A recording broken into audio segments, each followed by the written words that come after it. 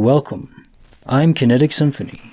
I hunt down and report on weird and true mysterious stories, from glitches to the paranormal. Would you like even more content? Here's my Patreon. Now onto the stories.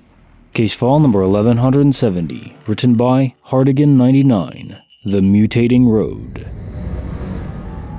A bit of context first. I live in a small town that, together with two other small towns from the neighboring state, compose a kind of cluster, like a triangle with a town on each tip. Let's call these towns A, mine, B, and C. The towns are no more than 5 miles apart from each other and are all connected. For as long as I'm alive, the roads between AB and BC were paved, but the AC route remained a dirt road. I've been in both towns countless times, traveled these roads by bus, cars, motorcycles, bicycle, even on foot on some occasions. I know these paths like the back of my hand. It's a beautiful place, surrounded by wooded hills, coffee and grape crops, rural communities, etc. So it's 2019, and the prefectures of my town and Town C decide to pave the road between them. Since they're in different states, they agree to start paving each one on its own side until the construction meets at the border. Great news for both towns. The construction begins. Every now and then, I hear that the road is looking great. People would say things like, "I've been to Town C this weekend, and the construction looks nice already," and "Can't wait till the road is finished," and so on. 2020 comes around, and so does the virus. Right before the lockdown strikes, we learn that the road was almost finished. Constructions were close to meet each other at the state border. Around 1 month stuck indoors, we're desperate for a change of scenery and some fresh air, so we decided to take a drive along towns B and C, enjoying the view and some music. We wouldn't even get out of the car, just drive. At this point, we had heard that the construction had finished and the road was now smooth and paved. I specifically remember my grandmother saying it as she went to Town C to deliver supplies to her sister at the time. One morning, we all hop in the car and just take off. We went to Town B, then Town C. But as we left Town C, ready to enter the road, we were shocked to find that nothing had changed. It was still the same old dirt road we had known for decades. Confused, we returned home, noticing that we were the only ones on the road that day. We couldn't spot any signs of construction or new infrastructure. Absolutely nothing had changed. We heard so much about it from so many different people, it just made no sense. The only strange thing was that we didn't see anyone else on the road but us after we left Town C. It was a bit unusual, but nothing was impossible at that time. Apart from all that, it was a beautiful day and we all had a great time. When we shared our experience with relatives and friends, they found it just as puzzling as we did. Some even suggested that we might have taken the wrong road, but we know it's absolutely impossible. However, by the end of 2020, when things were getting kind of back to normal, we decided to revisit the road. And lo and behold, it was indeed paved, just as everyone had claimed before our first drive. My father jokingly suggests that we may have traveled in time, and sometimes I can't help but wonder if there's some truth to it. Case notes for file 1170, The Mutating Road. So we can describe this ordinarily as a multiverse peering event between your father and yourself. That fits, and I've used that to describe many prior cases of being in a place and that place being different than it should be, but only temporarily. But then I read a comment suggesting an alternate explanation, and it's fascinating. What if aliens can abduct us and, in real life, project a type of fake VR simulation of the world? And their simulation would be loaded into our minds based on our image history. So, given that neither you nor your father had seen the paved upgrade, only the typical gravel road that was your history with the place, that's all the aliens would have to play with to draw from, to construct the fake simulation. A very disturbing theory, but one that would fit in many cases, especially this one, since you're out alone in an isolated area. Maybe there's a few cars around, but not that many. Though I still do think multiversal peering can happen, and it may be what happened here. You just saw a different universe where they hadn't paved the road yet. Maybe because of the virus. You could see that happening without too many divergences because of the timing. And I know that multiversal peering does happen because all of these cases where things are different, they can't all be simulations from an alien abduction because many of these places are public. aliens wouldn't be abducting people from the middle of theater or something like that. How would they? I mean, that would be some pretty advanced technology. I don't think they're at that level. Creepy file number 96, written by Hanzwinkerbean, The Blood Confession. About 5 years ago, me and my buddy were up late playing some video games. We eventually got tired and went to sleep. I was on my bed and he was on a little cot besides my bed. This is what he says. At around 3 in the morning, I sat up straight and started to stare at him. He felt uneasy and that's what woke him up. He said, "B, nickname, B, you awake?"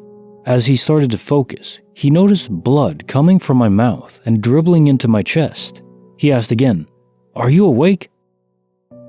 To which I apparently responded with a blank stare and blood on my chest. "I'm going to freaking kill you." With that being said, he shot out of the bed and booked it home. I woke up the next day to a vacant cot and dried up blood around my mouth and chest. I texted him to ask him what the hell. Then he told me that story. We laugh about it to this day and share that story often. Also, I chew on my lips in my sleep when I'm stressed out, which causes the bleeding. Everything else is still quite unsettling to me. Case notes for the creepy file number 96, The Blood Confession. Hey, I understand. If someone awakens me from my deep slumber, I transform into a depraved beast of pure fury, ready to burn the world to ash and cinder. I've yet to progress to full-on blood demon though. Maybe that'll come later on, as I evolve in my sleep deprivation. The blood could be explained by your biting your lips while sleeping, which sounds really annoying and painful by the way. But why you would wake up, or not really wake up, but in that half-awakened, half-asleep state and then proclaim your desire to kill. I don't know. Maybe it was just a strange dream you were having. Possibly. Bonus file written by Anonymous, The Silver-Haired Sentinel. When I was a kid, I suffered from asthma bad. I mean, I almost died several times. Had to go to the hospital almost weekly. It was on one such fateful night, I saw something. I have never claimed it to be 100% true, as I was still lightheaded from the asthma attack earlier, but I know it wasn't a dream. I remember it vividly because my parents were already divorced and hated each other, so him being there meant it was bad, was driving us home. I looked out of the driver's side rear seat and looked down.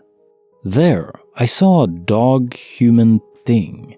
It was the size of an average coyote, with hind legs like one, but its front legs were that of a human, but with animal paws. It was covered in silverish gray hair, and its skin was dark and rough looking. As I sit up more to get a better look, it turns to look at me. Its eyes were pale white and empty looking. This thing was fast. It was keeping up with the car after all.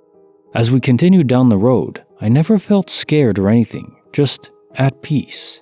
Like it wasn't going to hurt me, just protect me. Anyway, we turned our road and it stopped. I looked out the back windshield, and it just sat there and disappeared. From that day on, my asthma got less and less severe. I asked my father, who is half Native American, and he told me it might have been a spirit that was watching out for me. I'm not religious anymore, but I'll be damned if I don't have a healthy level of respect for Native American customs and spirits nowadays. Hopefully you enjoyed my encounter. Case notes for the bonus file, The Silver-Haired Sentinel. Ordinarily, I would chalk this up to yet another unknown, fast and agile beast of the wilds. We truly have no clue what's out there, waiting for us. Some friendly, some primal and animalistic. However, there is a supernatural hint given that your asthma was cured soon after this, and it was really strong asthma as you describe it. Dissipating away on its own like that is interesting. This can happen, though in medical accounts it's pretty rare. And moreover, what if these miracles, so-called miracles, are directed intervention from beings beyond us, maybe even aliens? They take shape and form occasionally, because we need signs as human beings. And yes, there is a chance of it being a skinwalker too, given the Native American land and culture. But to feel no fear in its presence suggests otherwise in my opinion. I think you would have felt some fear. Just the aura of a skinwalker is very creepy, even seen from afar. And now time for the movie of the day, Armageddon. So yes, in one sense, this is the embodiment of a Michael Bay production, a summer blockbuster. Especially has that 90s vibe, which I personally love. How can I describe the 90s vibe, though? Excitement mixed with grandiose plots, mixed with intense optimism of humanity and the future. I think there's no denying we're missing that in 2023, especially optimism for the future and humanity. It's a Michael Bay production, so don't think you're going to extract the grand meaning of life from this movie, 42, because you won't. Intellectually, scientifically, it's almost all hogwash. But don't let that keep you from enjoying what is here. What is the purpose of this movie isn't to be some, it's not designed around passing a high school science class. It's designed to make you care. Care about humanity. Care about each other. Care about the characters on screen who act their hearts out.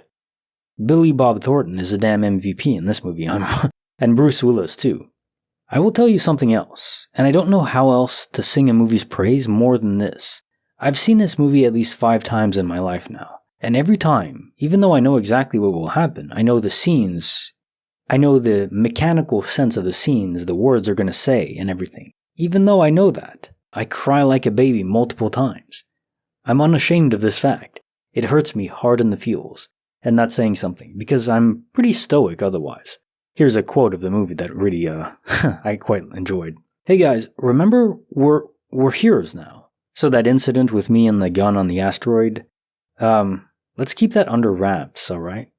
Steve Buscemi. And yeah, of course, Steve Buscemi. What movie isn't good with him in it? And the acting force and power in this movie is off the charts. You have so many: Bruce Willis, Billy Bob Thornton, Steve Buscemi, Peter Stormare. You have, there's, Ben Affleck too, and just endless. Anyways, you see that quote that I just mentioned? This is a great humorous line, especially with Steve Buscemi's delivery. And the guy is a damn national treasure, as we talked about. But this is also a significant difference between 90s movies and movies today, where movies today are almost like 80% humor or more, but back then, humor is seen as more of an important critical spice, not the main course itself. So you'd establish a serious tone and a strong core plot, even if it doesn't make sense technically speaking. It's still coherent in the story it's trying to tell. And then you had humor that was just sprinkled on top to help ease the tension. It's like you're having a dish that's really spicy, and that's great, that's exciting, that's fun, but then you also want to have a bit of bread and milk on the side just so to tone it down when you need it, and that's what the humor delivers. Perfectly balanced, in my opinion. That is my review of Armageddon, and I highly encourage you to watch it if you haven't already. Seriously. Or even if you've already seen it, you just rewatch it, because it's probably been a while, and you're gonna cry like I did. Well, if you don't cry to this movie, I don't know. Something's off. Like the video, subscribe, hit the bell. Kinetic Symphony, signing off.